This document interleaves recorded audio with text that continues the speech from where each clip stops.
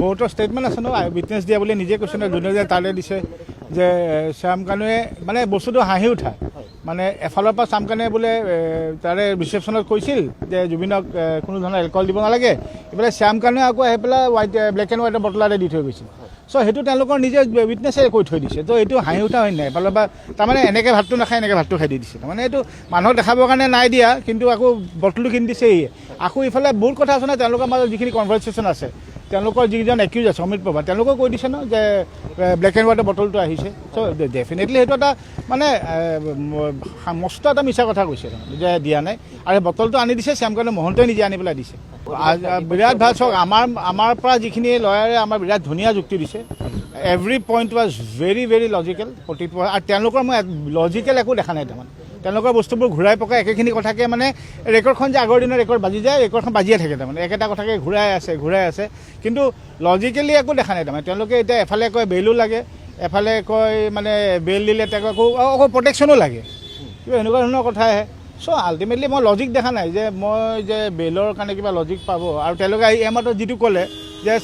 চবতকৈ মানে খং উঠা কথা এইটো মোৰ হাঁহি উঠা নাই মোৰ খঙে উঠিছে যে সিদ্ধাৰ্থ শৰ্মাই বোলে অকল জুবিনৰ প্ৰগ্ৰেমহে মেনেজ কৰিব তাৰমানে কেইখন প্ৰগ্ৰেম কৰিব অকল এইটো চাই বাকী বোলে তাৰ কোনো দায়িত্বই নাই তাৰমানে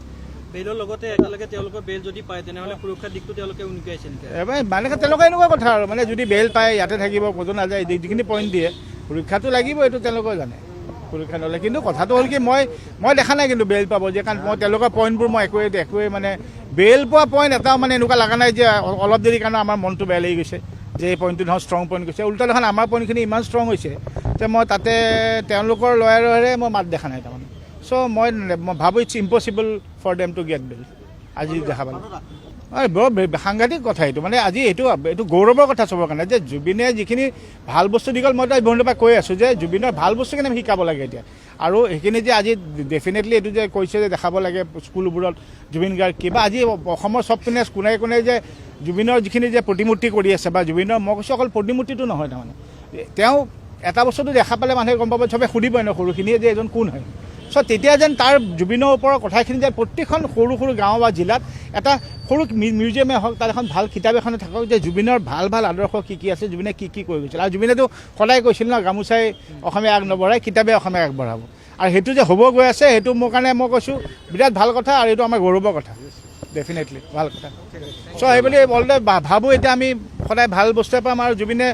ডেফিনেটলি ন্যায় পাবই লাগিব আৰু ন্যায় পাম নহ'লে মই অলপ আগতে ৰাতিপুৱা কৈছোঁ জুবিনৰ আত্মাই শান্তি কেতিয়াও নাপাব